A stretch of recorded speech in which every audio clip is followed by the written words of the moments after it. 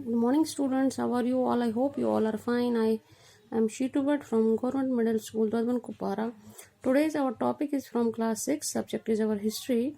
This is 6th chapter of your history, part 4. Today's सब topic है Jainism.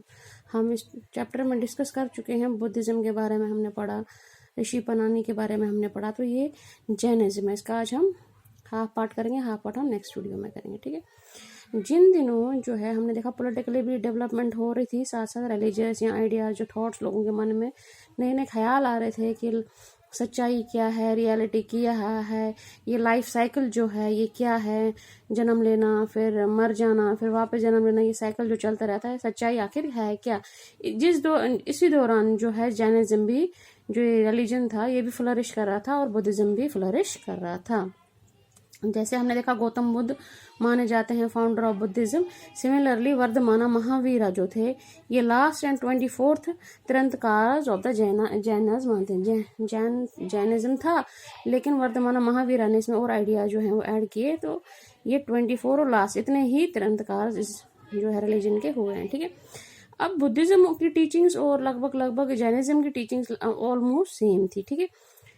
इसमें भी वही माना जाता था, गुड डीड्स, जो अच्छा कर्म करता है उसी से इंडिविजुअल जो है ग्रेट बनता है. हमने देखा था गौतम बुद्ध भी एक परिवार में, नॉर्मल से परिवार में पैदा हुए थे, लेकिन अपने अच्छे कामों से, अच्छे डीड से जो है वो उसका बाद में उनका कितना नाम हुआ. सिमिलरली महावीर का भी ऐसे ही नाम हुआ.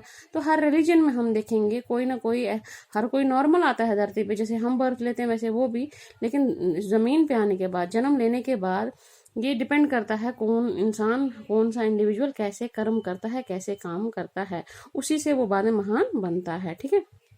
तो याद रखना आपको, बुद्धा ने किया बुद्धिज्म एंड महावीर का है जैनिज्म. ठीक है.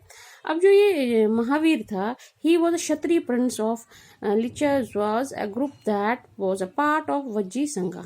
ये जो था क्षत्रिय प्रिंस था. ठीक है. ये भी एक अच्छी फैमिली से, क्षत्रिय फैमिली से बिलोंग करता था, जो वज्जी संघा के जो हैं वो जो थे एक ग्रुप का पार्ट थे. ठीक है. वज्जी हमने पढ़ा था पिछले चैप्टर में, मगध महाजनपदा, वज्जी जनपदा, उसी जनपदा संघा में से एक जो है बिलोंग करते थे.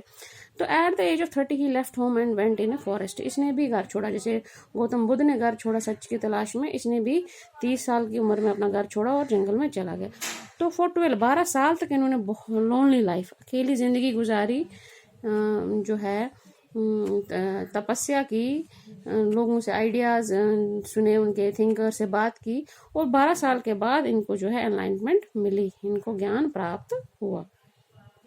तो ही टॉट सिंपल थिंग्स मतलब सिंपल लैंग्वेज में उन्होंने जो बताई. जब बुद्धिज्म क्यों फ्लरिश हुआ था उस टाइम, क्योंकि उन्होंने जो लोकल लोगों की लैंग्वेज थी उसमें अपने रिलीजन को, अपनी बातों को, टीचिंग्स को बताते थे. तो ये भी अपनी टीचिंग्स को सिंपल लैंग्वेज में ही बताते थे. Men and women who wish to know the truth must leave their home. तो ये कहते थे जो भी आदमी या औरत है जो जानना चाहता है सच के बारे में, आखिर इस दुनिया का सच क्या है, उनको अपना घर छोड़ना पड़ेगा. Follow very strictly the rules of अहिंसा नॉन वायलेंस. तो ये बोलते थे कि और अहिंसा नॉन वायलेंस का रूल हमें जो है वो फॉलो करना है. नॉन वायलेंस मतलब हमें किसी को कब किसी भी तरीके से तकलीफ नहीं पहुंचानी है, किसी को चोट नहीं पहुंचानी है, किसी को मारना नहीं है, चाहे वो इंसान है, चाहे वो जानवर है, चाहे छोटे से छोटा जो है चींटी जो है वो भी हमारे हाथों से जो है वो भी हमारे हाथों से मरनी नहीं चाहिए. नॉन वायलेंस होगा, किसी के साथ किसी प्रकार की चोट या किसी प्रकार का दुख नहीं देना. He taught in simple language Prakrit. जैसे गौतम बुद्ध ने प्राकृत लैंग्वेज में अपनी टीचिंग समझाई थी, गांव से गांव जाकर, इन्होंने भी प्राकृत लैंग्वेज में ही समझाई. अब प्राकृत लैंग्वेज जो थी इसमें वेरिएशन थी, वेरिएशन हर जगह पर. इसका थोड़ा सा एसेट जो है, बोलने का ढंग जो है अलग अलग रीजन पे डिपेंड करता था. जैसे मगध में जब बोली जाती थी उसको मगधी वहां पे बोलते थे, लैंग्वेज यही थी लेकिन मगधी के नाम से जानी जाती थी. तो ये लैंग्वेज एक थी लेकिन रीजन टू रीजन, जैसे आप देखोगे ना कश्मीर में भी उर्दू जुबान बोलते हैं, तो एसेट जो है साउथ कश्मीर का थोड़ा नॉर्थ कश्मीर से थोड़ा डिफरेंट है ना. तो इससे क्या होता है, सिमिलरली यहाँ पे भी था. अब जो महावीर के जो फॉलोवर्स हैं उनको बोलते हैं जैनास. क्या बोलते हैं? जैनास. तो इसने 5 स्टेप्स दिए जिनको फॉलो करना पड़ता है जैनिज्म में. ठीक है. पहला इन्होंने बोला लेड सिंपल लाइफ. हमें बिल्कुल सिंपल लाइफ जीनी है, हमें बिल्कुल जितना हमें ज़रूरत है हमें उतना ही चाहिए, उसे हमें जो है ऊपर की कोई इच्छा नहीं रखनी है. बेगिंग फॉर फूड बोला कि हमें भीख मांगकर ही खाना खाना है, क्योंकि हम इस जमीन पर खाना खाने नहीं आए, हमने जन्म नहीं लिया है पेट भरने के लिए, ठीक है ना।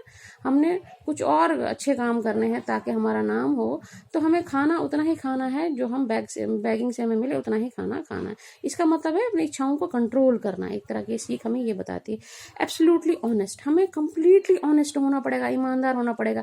किसी से झूठ नहीं, कहीं चोरी चकारी नहीं, किसी से कुछ भी हमें जो है गलत नहीं करना हो।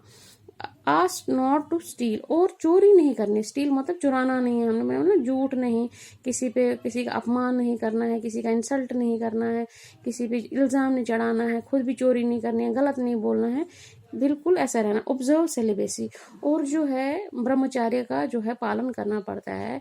जो इस रिलीजन में आएगा they have to be follow celibacy, उनको शादी वगैरह जो है वो नहीं करनी होती है। Man had to give up everything including clothes, कि इतना इन्होंने बोला कि हमें इतनी इच्छाओं को अपने त्याग करना है कि कुछ लोगों ने जो है कपड़े भी अपने त्याग कर दो। हमारे शरीर पे कपड़े भी नहीं चाहिए हमें कोई मोह माया नहीं रखनी है कि हमारे पास अच्छे कपड़े हों, अच्छी ड्रेसेस हो, अच्छे शूज़ हो या अच्छे एसेसरीज हो। इसने बोला नहीं, बिल्कुल नहीं, हमें बिल्कुल सिंपल लाइफ जीनी है, किसी तरीके का मोह माया नहीं रखना। फिर इसमें हमने देखा जो महावीर जो थे, इनके यहाँ भी दो ग्रुप हुए, ठीक है, दो फॉलोअर्स हुए। जो इसको स्ट्रिक्टली कर पाए वो भी जैनिज्म थे। कुछ लोगों ने बोला हम इसको फॉलो नहीं कर सकते थे स्ट्रिक्ट, उन्होंने थोड़ा सा इसको ईज किया। तो एक जो था उन्होंने बिल्कुल जो है इन क्लोथ्स भी जो है कपड़े भी नहीं पहनते हैं वो बिल्कुल। और जो दूसरा ग्रुप है वो कपड़े वाइट कलर के कपड़े पहनते हैं, मास्क वाइट कलर का। अगर आपने कभी देखा होगा जैन्स को, मुंह पे वाइट कलर का मास्क, बॉडी पे वाइट कलर के कपड़े पहनते हैं। तो ये दो तरह के हैं, लेकिन दोनों फॉलो करते हैं जैनिज्म को ही। तो ये पार्ट 1 था जैनिज्म का। इसका नेक्स्ट पार्ट हम नेक्स्ट वीडियो में डिस्कस करेंगे। Stay home, stay safe, thank you.